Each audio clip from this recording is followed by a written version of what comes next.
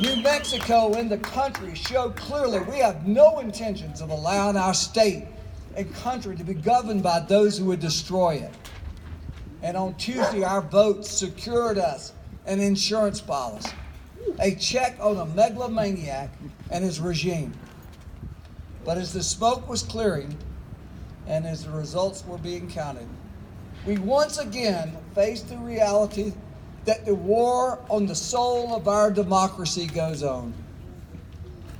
We have a president who believes he is above the law and is unique in his ability to rule, not as a president, but as a dictator, with no boundaries from the legislative or judicial branch. Trust me, this is truly a war, and every like-minded citizen needs to view it that way. Not a war with blood spilling in the streets, but a war to eradicate the fear and ignorance and to protect our institutions. We're not facing a constitutional crisis in the future. We are in a constitutional crisis. Donald Trump and his regime have launched a relentless attack upon our law enforcement and intelligence agencies, the courts, the media, and our environment, the rules of law. He has railed on our election system, continues to rail on our election system, claiming massive voter fraud with no evidence. Trump has fired the head of the FBI because he would not bow down and pledge allegiance to him. He conjures up baseless conspiracies of dark states.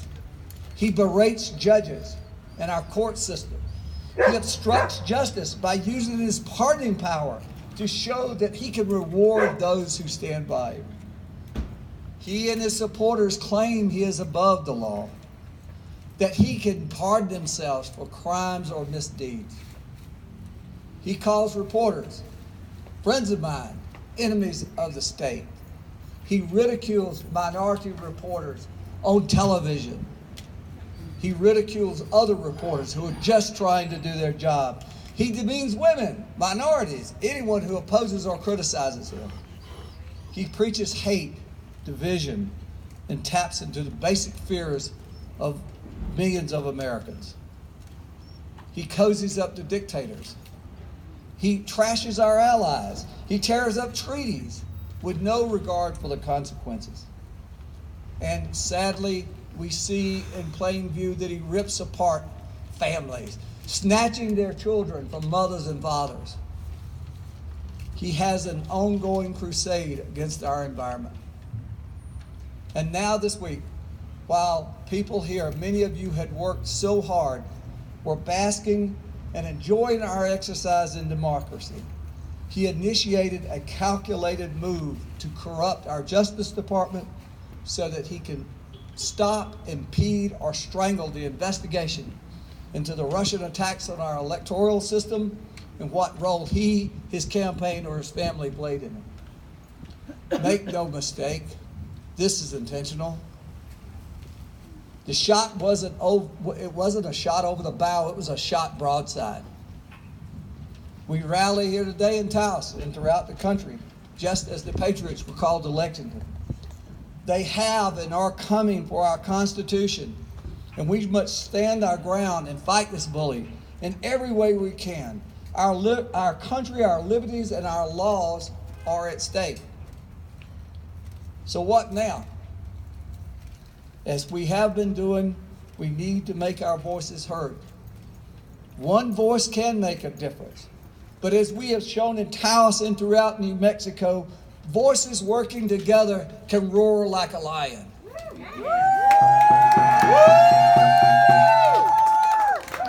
Tuesday, we commanded the high ground.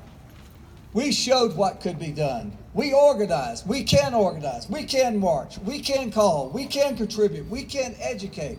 We can listen. We need to fight and we need to unite. But as we fight, we must carry a message of patriotism and an inclusion, and we must drive out hate and preach a sermon of love. Love for our country, love for our fellow man, and love for our democracy and its institutions. No one says it better than Dr. King. Our voices can build the dikes of courage to hold back the flood of fear. And we are faced with the urgency of now.